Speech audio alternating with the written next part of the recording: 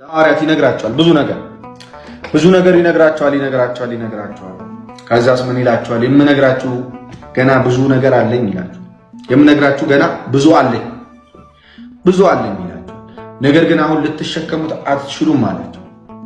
አያችሁ፣ ሰዎች ዝም ብሎ በስጋዊ ሐሳብ ሊሸከሙት የማይችሉትን ነገር ጌታ ኢየሱስ ክርስቶስ ይዞታል። ከዛስ ግን እርሱ አላቸው። አያችሁ፣ እንድንሸከም ደግሞ የሚያስችለን ማን እንደሆነ። ግን እርሱ የእውነት መንፈስ በመጣ ጊዜ ወደ እውነት ሁሉ ይመራቸዋል። የሚሰማውንም ሁሉ ይናገራል እንጂ ከራሱ አይናገርም። ዝም ብሎ ከራሱ ብቅ ያለ መንፈስ አይደለም። ከማንም የሚወጣ ነው? ከእግዚአብሔር ወጥቶ የሚመጣ ነው። እሺ፣ የሚሰማውን ሁሉ ይናገራል። አካል አለው፣ ምንጭ አለው የሚናገርበት። ዝም ብሎ ብቅ ያለ ነገር አይደለም። ከራሱ አይናገርም። ከራሳቸው የሚናገሩ አሉ። ከራሳቸው የሚናገሩ መንፈሶች የሚመጣውንም ሁሉ ይነግራቸዋል። እርሱ ያከብረኛል፣ ለእኔ ካለኝ ወስዶ ይነግራቸዋል። ለአብ ያለው ሁሉ የእኔ ነው። ስለዚህ ለእኔ ካለኝ ወስዶ ይናገራቸዋል አልሁ ያ ብሎ ይመሰክራል። ስለዚህ ስለ ቅዱስ መንፈስ ይመሰክራል። አሁን እኛ ከማን ነው የምንሰማው ማለት ነው? ስለ ኢየሱስ ከቅዱስ መንፈስ ነው የምንሰማው። አያችሁ፣ ስለ ኢየሱስ ክርስቶስ ከሌላ ቦታ እንሰማለን። ስለ ኢየሱስ ክርስቶስ ለምሳሌ ከሐዋርያት እንሰማለን። ለምን? ሐዋርያት ስልጣን ተቀብለዋል። ስለ ኢየሱስ ክርስቶስ ከሐዋርያት ደቀ መዝሙሮች እንሰማለን። ለምን? ከሐዋርያት እነሱም ስልጣን ተቀብለዋል። መንፈስ ቅዱስ ሾማቸዋል። የሆነ ሰው ግን መጥቶ ኢየሱስ ክርስቶስ አልተሰቀለም ካለ መብትህ ነው ሌላ ያልተሰቀለ ኢየሱስ ክርስቶስ መከተል። ግንስ የተሰቀለውን ኢየሱስ ክርስቶስ ቀድሞ ተነግሯል። በኋላም ደግሞ መጥቶ ራሱ አረጋግጧል። ከዛ ሐዋርያት ደግሞ ሰብከውታል። ስለዚህ ቃል ማነው ስልጣን ያለው? ያ መንፈስ ቅዱስ ነው። ያ መንፈስ ቅዱስ በሐዋርያት ሥራ ምዕራፍ 2 ላይ ይወርዳል። የሐዋርያት ሥራ ምዕራፍ 2 ጀምሮ በዓለ ሐምሳ የተባለውን ቀን በደረሰ ጊዜ ሁሉም በቅዱስ መንፈስ በኩል በሐዋርያት በኩል በኃይል በምድር ላይ የተገለጠበት ቀን፣ ምናልባትም የአዲስ ኪዳን ያ በአዲስ ኪዳን ኃይል የተገለጠበት ቀን ነው። እውነት ተገለጠ። ስለዛ እውነት ደግሞ የሚመሰክር ኃይል ተገለጠ። ማን የሚባል? ቅዱስ መንፈስ የሚባል ወይም ደግሞ መንፈስ ቅዱስ የሚባል። ለምሳሌ በዮሐንስ ወንጌል ምዕራፍ 16 ከቁጥር 12 ላይ ጌታ ኢየሱስ ክርስቶስ ለሐዋርያት ይነግራቸዋል። ብዙ ነገር ይነግራቸዋል። ከዛስ ምን ይላቸዋል? የምነግራችሁ ገና ብዙ ነገር አለኝ ይላቸዋል። የምነግራችሁ ገና ብዙ አለኝ ይላቸዋል። ነገር ግን አሁን ልትሸከሙት አትችሉም አላቸው። አያችሁ፣ ሰዎች ዝም ብሎ በስጋዊ ሐሳብ ሊሸከሙት የማይችሉትን ነገር ጌታ ኢየሱስ ክርስቶስ ይዞታል። ከዛ ግን እርሱ አላቸው። አያችሁ፣ እንድንሸከም ደግሞ የሚያስችለን ማን እንደሆነ። ግን እርሱ የእውነት መንፈስ በመጣ ጊዜ ወደ እውነት ሁሉ ይመራቸዋል። የሚሰማውንም ሁሉ ይናገራል እንጂ ከራሱ አይናገርም። ዝም ብሎ ከራሱ ብቅ ያለ መንፈስ አይደለም። ከማንም የሚወጣ ነው? ከእግዚአብሔር ወጥቶ የሚመጣ ነው። እሺ፣ የሚሰማውን ሁሉ ይናገራል። አካል አለው፣ ምንጭ አለው የሚናገርበት። ዝም ብሎ ብቅ ያለ ነገር አይደለም። ከራሱ አይናገርም። ከራሳቸው የሚናገሩ አሉ። ከራሳቸው የሚናገሩ መንፈሶች የሚመጣውንም ሁሉ ይነግራቸዋል። እርሱ ያከብረኛል፣ ለእኔ ካለኝ ወስዶ ይነግራቸዋል።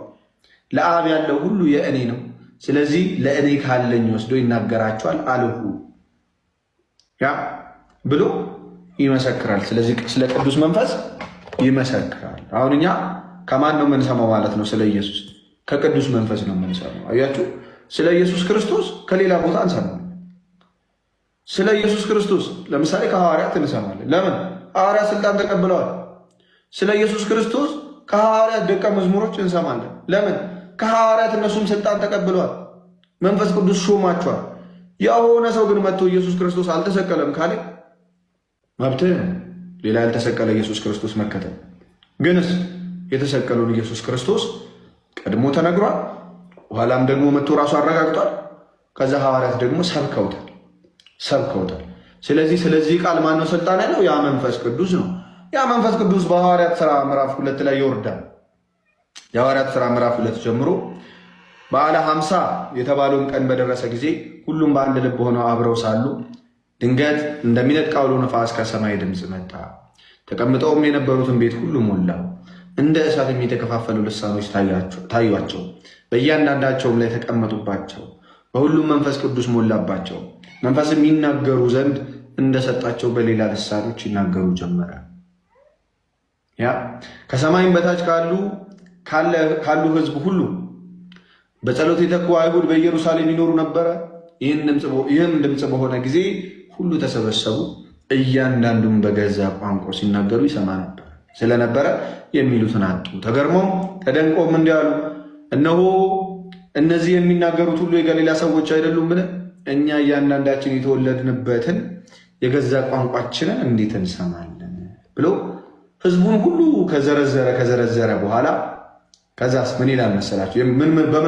በማን ቋንቋ እንዳወሩ ይናገራል። ሰዎቹን እዛ ጋር የነበሩት ሰዎችን ከዛስ ምን ይላል? የእግዚአብሔርን ታላቅ ስራ 11 ላይ የእግዚአብሔርን ታላቅ ስራ በልሳኖቻችን የቀርጤስና የአረብ ሰዎች ካለ በኋላ የእግዚአብሔርን ታላቅ ስራ በልሳኖቻችን ሲናገሩ እንሰማቸዋለን።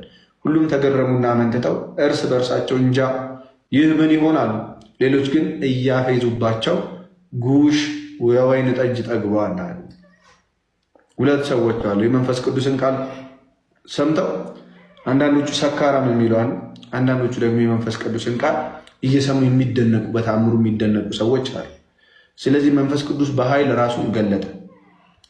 መንፈስ ቅዱስ በኃይል ራሱን ከገለጠ በኋላ በሰዎቹ ላይ ተቀምጦ ሰበከ። ሲሰብክ ደግሞ ባይዘው መንፈስ ቅዱስ በጣም የሚገርመው ማንን ምን መስበክ እንዳለበት ያውቃል። ማንን ምን መስበክ ብቻ ሳይሆን እንዴት መስበክ እንዳለበት ጭምር ተናግሯል ያውቃል። በጣም የሚገርመው መንፈስ ቅዱስ በጴጥሮስ ሆኖ ሲናገር ለአይሁዳውያን ቀጥታ ዝልል ብሎ ምን አላደረገም። በቃ ኢየሱስ ክርስቶስ አምላክ ስለሆነ ይሄ በብሉይ ኪዳን የምታመልኩት አምላክ ኢየሱስ ነው ብሎ አይደለም የጀመረው ንግግሩ። እንዴት ቢነግራቸው ሊረዱት እንደሚችሉ ያውቃል።